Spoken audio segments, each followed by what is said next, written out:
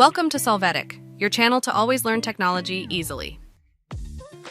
Below in the description, you will find useful links we used in this video.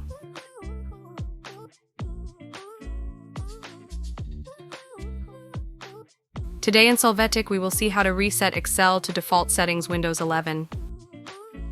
To start, enter Regedit in the search box. Here, open the registry editor and click Yes to access it.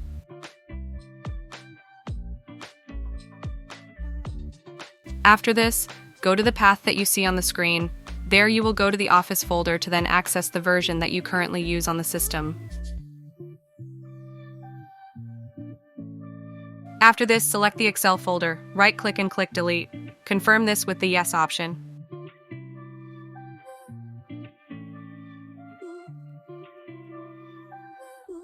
Now open Excel to see that it has been reset to its original values.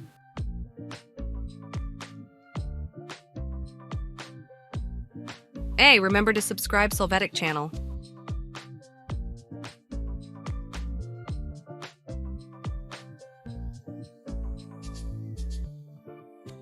We hope it has been helpful for you. Here are links to watch more videos of your interest and subscribe to the Solvetic channel. Thank you.